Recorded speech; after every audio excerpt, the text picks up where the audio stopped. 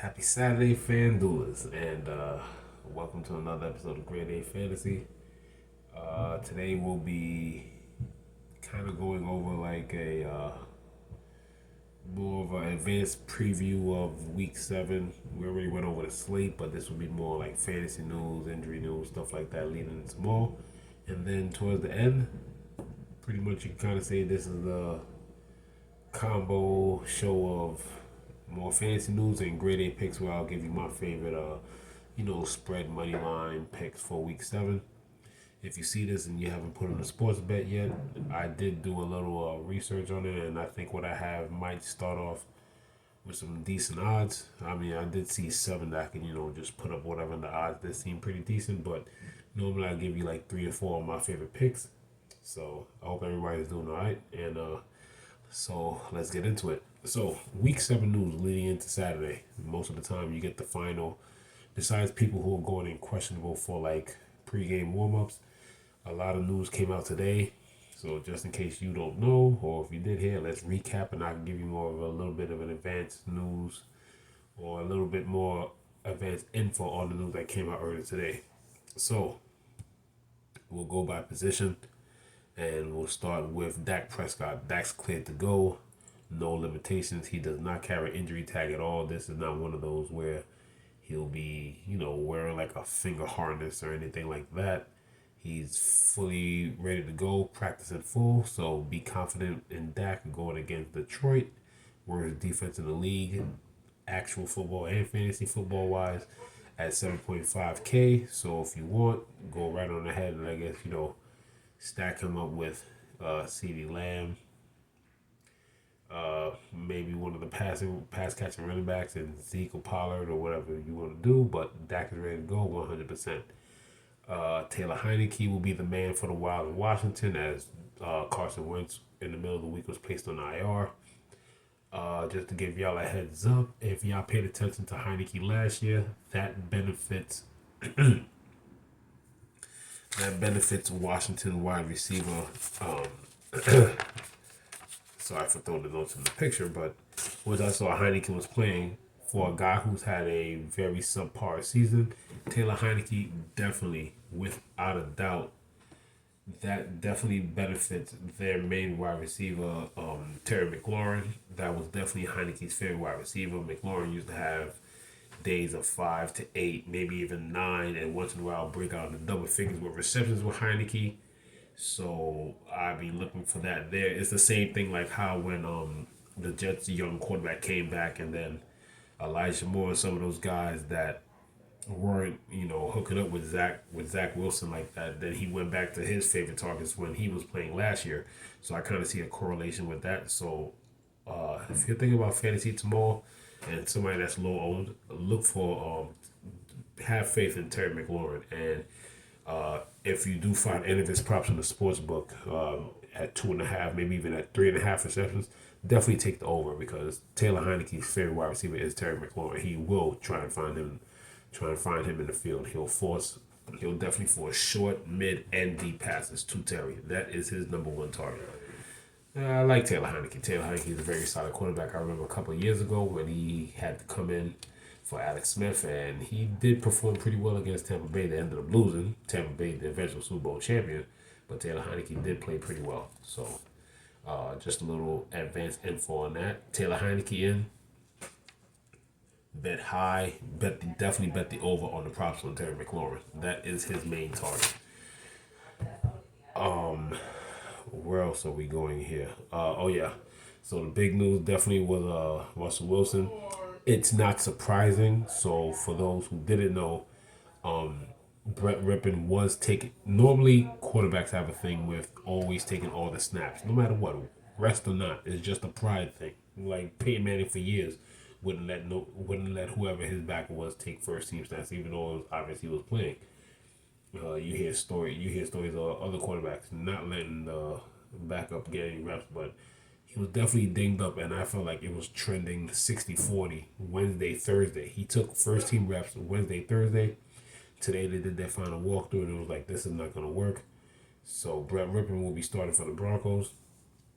I think he had one meaningful start back in 2020 He's not much of a runner, but he definitely is going to gun the ball down the field. So it definitely brings up the prospect for Cortland Sutton and Jerry Jeudy, and maybe even the tight ends. But I think Latavius Murray and Melvin Gordon and Mr. Boone will be in a big role. Being at home, Denver's defense is definitely going to hold it down. They will definitely hold down the score to a bit. So I think the under for that game is 39.5.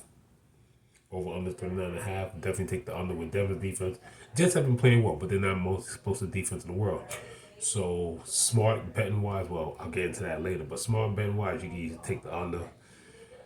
The way the offense has been playing, you can take the Jets money line, but you might want to. And in a close game, you still might want to take Denver plus 1.5, which is what the line was the last time I checked. And like I said, I'll be going over my picks at the end of this video. But yeah, Brett Rippon will be starting for the Denver Broncos.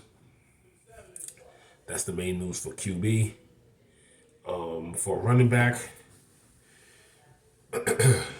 we're still not clear on the main news that happened with like I said, I'm not surprised if you watched the last episode. I did say the Carolina Panthers have been a mess. If you've been listening to my shows throughout the season, Carolina's a mess, and now they're blowing it up like the Utah Jazz. So Christian McCaffrey was traded to the wow, I was about to say the Redskins. The Redskins don't even exist, and then he didn't get traded to the Commanders either. What am I doing? Put this down. Anyway, so going to the 49ers, the trade went through Thursday, physical was passed, but it's still up in the air if he plays. Here's the thing about that. If it's still up in the air that he's gonna play Sunday, don't expect him to play a full load if he dresses. He doesn't know the playbook. He got traded Thursday. He didn't get into San Francisco until Friday. Typically, he hasn't really practiced with the team. He didn't. His flight was pretty much in the middle of the day. He didn't make team practice. He didn't. He didn't do anything. Met with some people, probably had a press conference. He hasn't done anything. Maybe did a little walkthrough today, but it's still up in the air if he plays. Christian McCaffrey, for me, will definitely be a fade. I'll still have a piece of him here and there, but I think he should be a 90% fade because he doesn't know the offense. Christian McCaffrey will be more like the third down back. Can Christian McCaffrey break one? Yeah, he has that skill. But I think you should realize that somebody that got traded Thursday flew to San Francisco Friday and hasn't really done anything with the team besides say hello and shake hands isn't going to do much on the field. He's in game shape, but he doesn't know the playbook. So basic screen passes and, halfback sweeps and stuff like that. But it's still up in the air. He's still not official. If you ask me, I don't think he plays. But if he does play, he's not going to do much. In a running back split, it's going to be more like 70-30. Even at his school, maybe 65-35, 60-40 the best. But I don't think he's good for DFS. Maybe you still want to take the risk in, season-long fantasy in your ESPN and Yahoo leagues, whatever the case may be, CBS Sports, whatever the case is.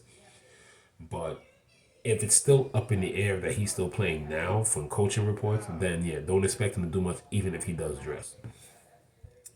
Other news would be J.K. Dobbins, that surgically repaired knee from last year that he injured, tightened up last week. He has to have a follow-up procedure, out 4 to 6 weeks. So what does that mean? Yes, Kenyon Drake had a great game, but the rookie Justin Hill, Kenyon Drake is at 66. The rookie Justin Hill is at 5,100. He'll be part of it. And guess who it's 9:30 here in the East Coast. This news broke around like 5:30, 6 o'clock. They just literally activated Gus Edwards, the other back. He kind of plays a big guy, kind of plays, kind of a fullback, running back, swing kind of role or whatever. He just got activated off the pup list. So now, even though Kendrick is the lead back, the fact that you got two other running backs and you got Lamar Jackson takes it just that little bit away from Kenyon Drake. So if you got another running back in there, I guess you could say it takes away 4 to 6 carries from him because Kenyon Drake is a good pass catcher, but they don't really use him that much for that. He's pretty much their lead back. And then, of course, you got Lamar. So, Kendrick is still a good play, 6,600. It's not like he's in the high sevens. The fact that Edwards came up the PUP list, I wouldn't fade him. And I'll be light on him, but I wouldn't fade him. Kendrick is still the top back, but he still got two other mouths to feed along with the ball. So just keep that in mind. And also with the news that y'all followed up with me that I've been reporting on, going into the bye week, I thought he would have got healthy. The DeAndre Swift is still questionable, still dealing with a shoulder, still dealing with a knee after the bye week. So he's still questionable. So keep an eye out on pregame news to see if Jamal Williams is going to get the full load. I was right when I said, just like, other people, when you go into a bye week and the bye week is coming up and you can get that guy more rest, you do that. But he got more rest and he's still dinged up. It's not even a prop. Some people don't even carry injury designation. He's not even that probable.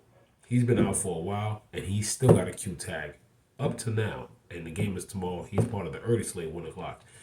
So definitely pay attention to news before you think of anything with DeAndre Swift. But like I said, Fan Duel has done a great job with sharp pricing. Him and Jamal Williams about the same price. All you gotta do is switch it out, or if you already put in Swift in a bunch of lineups. Fan Duel, quick player replace, quick Swift, put in Williams. All your lineups with Swift should be good to go. I think we're going to the wide receivers now. Yes. Wide receivers. Going into the lines, we'll stay with the lines. Amon-Ra St. Brown is completely healthy. He lost his injury designation after the ankle injury and the bye week. He's at 7.5. Josh Reynolds, on the other hand.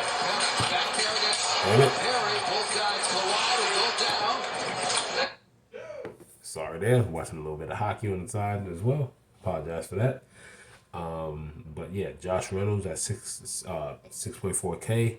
He's still questionable with a knee. He's trending not to play because he has not practiced this week. I have no idea what his news is after today's walkthrough, but he's still questionable, so he's trending not to play.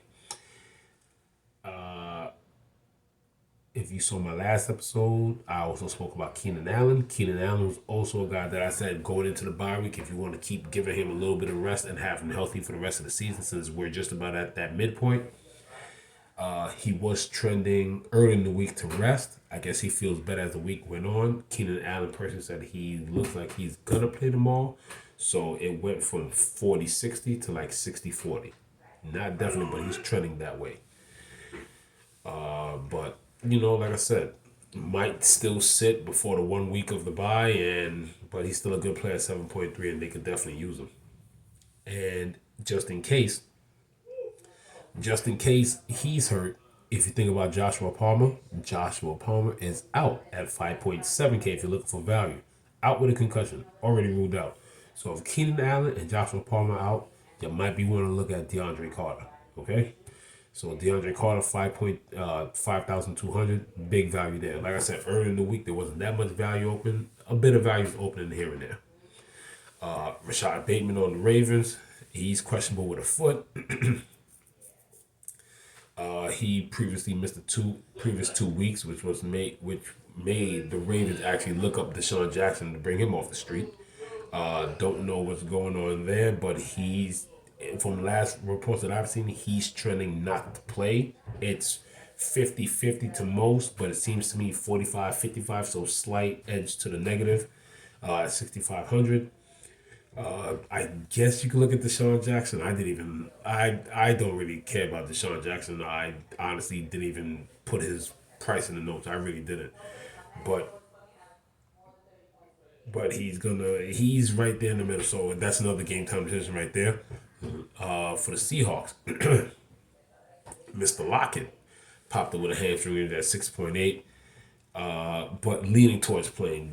He's saying it, the coaches are saying it, just one of those things where he just needs to get treatment and everything, and then just going to have to manage it during the game. On the Jets side, Elijah Moore, 5.1K, ruled out for the game, just sitting down. He requested a trade. A little disgruntled right there, so he's just out the game, so he's deactivated. As long as that, we also got Johan Dotson at 5.6 with a hamstring. He's questionable. And Going into that, the last thing is Hunter Renfro. He's still questionable, has a disappointing season, dealing with a bit of injury. Don't know if because of Devontae, it's pretty much Devontae Adams not being there that he hasn't had that much looks. But if he plays, he should still be fine because at he's questionable with him at 5.7K. If he plays, he should see at least some looks because Dan Waller won't be playing. He's already ruled out. Obviously, he had this other guy had a big year. I think he's at Lionel Hollins. I think he's at 52, 5,300. So that's a little bit of value there for the Raiders. And continuing with the Raiders, like I said, Dan Waller's already out. So if you're looking for that value, hopefully he gets a goal line look at a touchdown. 4.6 4,600 Foster Moreau. If you want to do that, Mark Andrews 8.5K, but he has a knee issue, but he's trending on playing. Mark Andrews is going to tough that out. It's going to take something serious for Mark Andrews not to play. Logan Thomas is out for the Redskins. Like I said, that's one less target out the way for Scary Terry McLaurin. So, like I said, I believe in Terry this week. Dalton Schultz is fully healthy. Nothing on the injury. He's missed some time. He's fully healthy. He's ready to go along with Dak. And at 4.8K, that seems to be decent odds, especially against the Lions. And for a little bit more tight end value, Cameron Brate once again out this week for the Bucks, neck injury. So Cade Otton, 4.9K, if you're looking for value. So now that we're done with that, let's get into the grade A pick side. So for for Fan Duel Sportsbook, just want to give you a few picks. I mean, I have a few games down here, but for best value or whatever, for the best value here, I already have some things. Like I said, I got about 7 things written down. Yeah, there's big odds and there's some big favorites this week or whatever, like the Bucks, the Bengals, Packers, and the Raiders. But there's a couple of I think I can give you a couple of like decent values or whatever to have your ticket looking good. Because when I added up all these picks together, it came out to a pretty decent value. It came out to about a 7-leg parlay with pretty good plus odds, like plus 1650. No, I don't think it was that high, but it definitely ended up with a decent plus. So for the grade A pick side of the show, I want to start off with that Dallas matchup. So with the Dallas matchup, got Dak back, going against pretty much the worst defense. Sometimes there's the worst defense in fantasy, but they're not the worst defense in actual football. Detroit is that. The worst in fantasy, worst in football. So with that, I understand picking Dallas money line probably won't get you the value that you're looking for. So if you're looking for something, I would say instead of taking Dallas 290, which you could, whatever. If you're gonna take them minus 290, you might as well parlay it with the Bengals minus 300, Packers minus 225, and Tampa Bay 750, and then add other things. But I really like the Dallas giving 6.5. So to win by a touchdown, here's why: fully healthy offense, and the Dallas defense is great at creating sacks and turnovers. In this game, Golf doesn't throw a pick six like that, but look for the pick six. The way the cornerbacks attack the ball, and plus sack, fumble recovery, sacks. I think Dallas, and being at home, as opportunistic as the Dallas defense is, definitely look for Dallas to create some turnovers and take advantage of Detroit. So if you're looking for better value, minus 6.5 is only minus 110. Money line is minus 290. My next great value pick. Yeah, I think I only got 3 picks for you. Besides those big odds or whatever, we're gonna go to New York and Jacksonville. New York is the underdog at plus 142. But the way the way that New York defense is playing, like I said, I expected the Jaguars to improve this year, but they're no juggernaut. And the way the New York Giants, they've been keeping it close, running the ball. Big defensive plays at certain points, and then Daniel Jones comes up with the big pass play every now and then in the red zone. So I think the smart play here, New York Giants +3, that's at odds at minus 105. Could you take the Giants money line or whatever? Yeah, you can. Plus 142, but I think the safer pick, if it ends up a close game, whatever the case is, I'll feel extra comfortable if it was +3.5. If it ends up, field goal kick at the end. But field goal kick at the end doesn't mean you win by 3. You can lose by 2. You can lose by 1. So New York Giants +3, I definitely like that. Or you could take Giants money line. Either or. What am I leaning towards more? New York Giants +3, but the better odds are the money line because it's plus 142. And for my final pick, yes, I'm gonna suffer one more time. Yeah, they're the home. Yeah, they're home, and they pretty much have one of the best defenses in the league. Jets are no juggernaut, just like the Giants. They're playing well. Jets are finding a way to win, but Denver has a very stout run defense. Jets wide receivers are not anything like what the Broncos have seen with Mike Williams, DJ Metcalf. I think this is the defense where the Broncos could actually probably do something with their first defensive TD. I could actually see a defensive TD in this game. So for good odds, the funny thing about this game, you can go anywhere and get good value. You can pick the Jets money line for minus 126. Broncos on the money line plus 108. But since the games are always so ugly and so close, and like I said, being in Denver, I could see Brett Rippon slinging the ball a bit or whatever and getting them in field goal position. Broncos plus 1.5 is what I'm going with for this game. Those odds are minus 105. So if I was just messing around with some stuff here. So currently,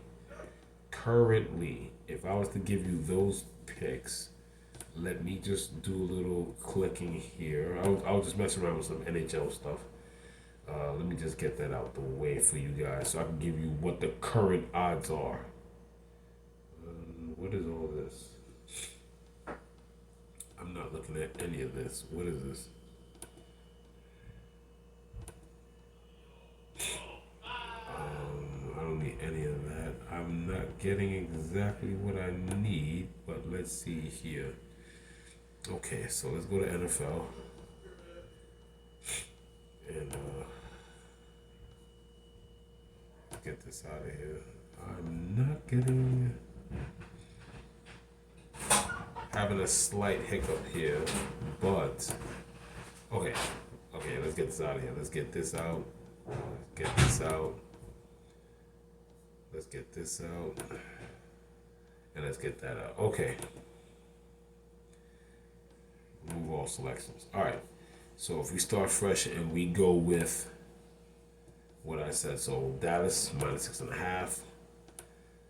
We'll go to the Giants. Like I said, you can go +3 or +42. I'm going with the +3. And let's go Broncos +1.5. So right then and there, that's a nice little parlay. That starts your leg. And if you just put a simple $10 right now will get you $62.77. So if you want to add on top of that, you can go right on ahead. Right now, Fan Duel is giving me the option to tease. So I think they're trying to give me Giants +9, Broncos +7.5, and then Cowboys. Oh wow, they took the Cowboys only down to pretty much half a point. So yeah, so those are the options right now. And then of course, if you do decide to go, let me get this out of here. If you do decide to go back to bet slip, okay.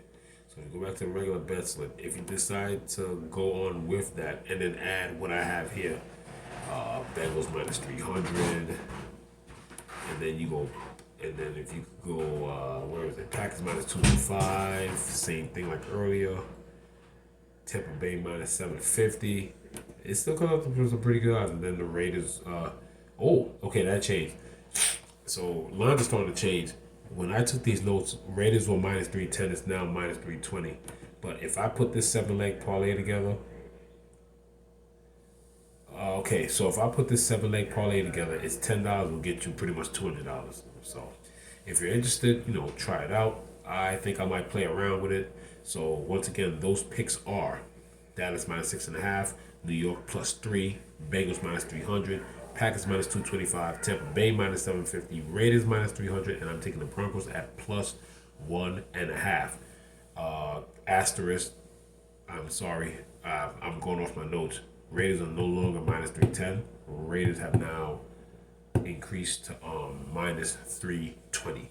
So if it was probably 310, it will probably be over $200. Right now, the exact amount is $198.47 for that $10 7 leg parlay. So if you're interested, go right on ahead. I think those are pretty solid picks. But like I said, with that Denver and Jets game, no Russell Wilson, Rip is the backup. That's pretty much going to be another ugly game. Or, you know what? Let's see here.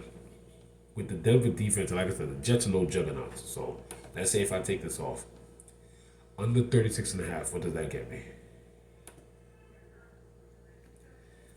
Okay, slightly a little bit less. 193.85. It's a 7 leg parlay plus 1938. So there you go. So that is grade A picks with a little bit of fantasy news. Hope you guys are working on your lineups. I know I have been. I've been a little bit on No House Advantage, setting that up and working a little bit of Fan Duel, not going too heavy. Also playing Jets and Broncos single game. And I'll also be playing tomorrow's hockey slate, 3 games at 5, 1 at 7. So that's my Fan Duel day for tomorrow. For the rest of you Fan Duelers, I hope you have a great day. Good luck tomorrow. Win some money. If you happen to pop up on this video and you take these picks, by all means, let me know. Hit me up. Let me know in the video in the comments. Like, did you take a few of these picks and did it help you build on your parlay? Hopefully my picks hit for you guys and it builds on your personal parlay. I don't know what you want to add on top of it.